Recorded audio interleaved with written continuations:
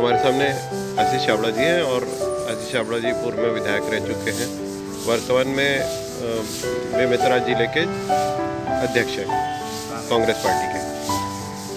आइए उनसे कुछ विषय पर चर्चा कर लें अपन। आज का समय बहुत अच्छा है और उसको देखते हुए सबसे पहले तो ये बोला जाए कि जो अभी वर्तमान सरकार की जो स्थिति है, जो काम करने की क्षमता है, छोटी छोटी समस्याएं हैं जिसमें हॉस्पिटल में ले लें तो जिला अस्पताल में मतलब उनके पास बीपी और शुगर की दवाइयाँ तक नहीं है। ऐसे विषय पे क्या बोलना चाहेंगे?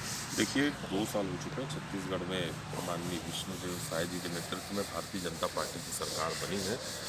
मेरा ऐसा मानना है कि विकास के लगभग पूरे काम ठप हैं 2 सालों में। पूर्ववर्ती सरकार की जितनी जन कल्याणकारी योजनाएं थी वो सब योजना को इन्होंने बंद कर दिया है। सरकार के पास पैसा कोई है नहीं, कोई अपनी नई योजना इन्होंने अभी 2 साल तक चालू नहीं की है। हेल्थ सेक्टर में देखा जाए, आप जिसकी बात कर रहे हैं, बुरा हाल है। वर्तमान में आप बेमेतरा अगर जिला अस्पताल में जाएंगे तो ना वहाँ कोई स्पेशलिस्ट डॉक्टर है, ना कोई सर्जन है, ना कोई दवाइयाँ है। कुल मिला के भगवान भरोसे छत्तीसगढ़ की सरकार चल रही है।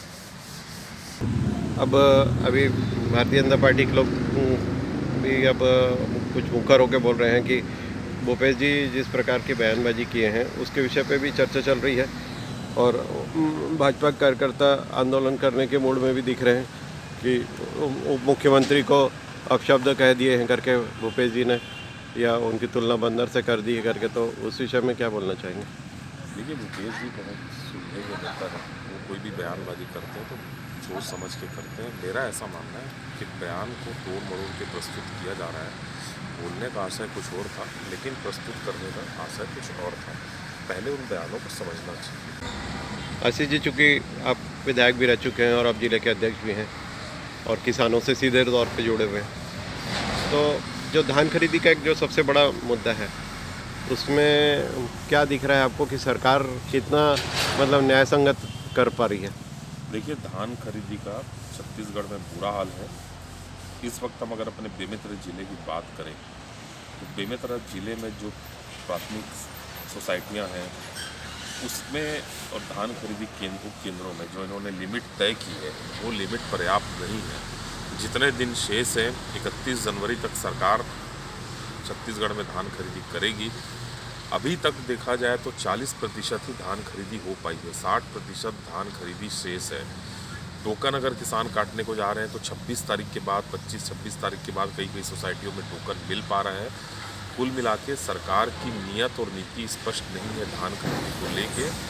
भारतीय जनता पार्टी की सरकार अपने वादों से मुकर रही है, किसानों का धान खरीदना नहीं चाहती है। इसलिए इस तरीके की अव्यवस्था का आलम सभी सोसाइटियों में देखने को मिल रहा है।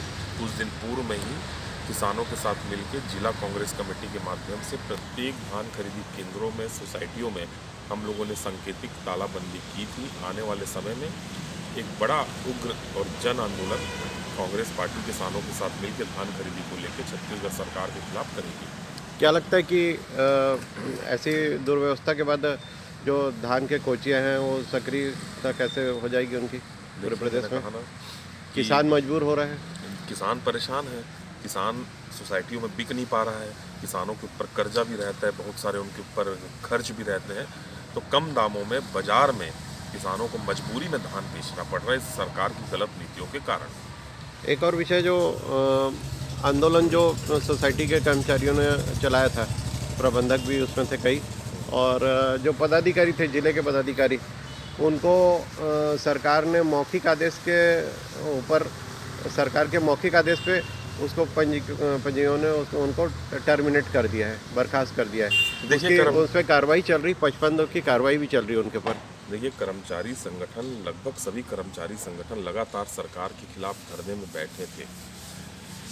उसका कारण ये था कि सरकार बनने से पहले भारतीय जनता पार्टी ने मोदी की गारंटी के तहत जो लोगों से वादे, बड़े बड़े वादे छत्तीसगढ़ की जनता के साथ, यहाँ के किसानों के साथ, यहाँ की युवाओं के साथ, यहाँ की महिलाओं के साथ, यहाँ के कर्मचारी अधिकारियों के साथ किया था, एक भी वादा को 2 साल पूरा होने के बाद सरकार पूरा कर पाने में सक्षम नहीं रही है। मजबूरी में आके कर्मचारी हड़ताल में गए और दबाव बनाने के लिए उनके ऊपर कार्रवाई की गई, जो कि गलत है। वो कोई अलग से अपनी मांग नहीं कर रहे हैं। जो आपने बोला था, जो आपका वादा था, वो 2 साल इंतजार करने के बाद आपको अपने वादे को याद दिलाने के लिए कर्मचारी मजबूरी में धरने में बैठे थे। तो इस तरीके से जो कार्रवाई हुई है वो गलत है। आशीष जी, आप जिस क्षेत्र से आपने प्रतिनिधित्व किया, विधायक रहे, अभी बेमेतरा से निवर्तमान रहे, क्या चल रहा है उस आपकी विधानसभा में? कैसे मतलब किसान, युवा, महिलाएं कैसे, कितने संतुष्ट दिख रहे हैं आप सरकार के काम से? देखिए, इस बारे में मुझे ऐसा लगता है कि आप आम जनमानस से पूछेंगे तो आपको इसका सही जवाब लोग दे पाएंगे। 2 साल हो चुका है छत्तीसगढ़ में भारतीय जनता पार्टी की सरकार बनी है। यहाँ भारतीय जनता पार्टी के विधायक हैं। निर्माण काम पूरे ठप हैं। एक भी नए कामों की स्वीकृति मिल नहीं पाई है। हर विभाग में भ्रष्टाचार चरम पर है। भारतीय जनता पार्टी की सरकार बनने के बाद लूट और भ्रष्टाचार चरम सीमा पर है। कोई भी नए विकास काम की स्वीकृति हुई नहीं है। लोग काफ़ी परेशान हैं। 2 साल में ही लोगों को कांग्रेस की याद आनी शुरू हो चुकी है। जितनी जन कल्याणकारी पूर्ववर्ती सरकार की योजनाएं थी, लगभग सभी योजनाएं बंद हो गई है। इस क्षेत्र में मैंने कहा ना कि पिछले बार जब कांग्रेस की सरकार हुआ करती थी, तो विकास के मामले पर अगर हम 10 विधानसभा को छत्तीसगढ़ में गिनते थे तो बेमेतरा तीसरा या चौथे नंबर पर आता था। लेकिन आज नीचे से बेमेतरा 90 नंबर पे है। तो कुल मिला के बुरा हाल हो चुका है। तो ये थे आशीष छाबड़ा जी, पूर्व में विधायक रह चुके बेमेतरा के, वर्तमान में जिला अध्यक्ष हैं। उनसे हमने सरकार का हालचाल जाना। जी, धन्यवाद।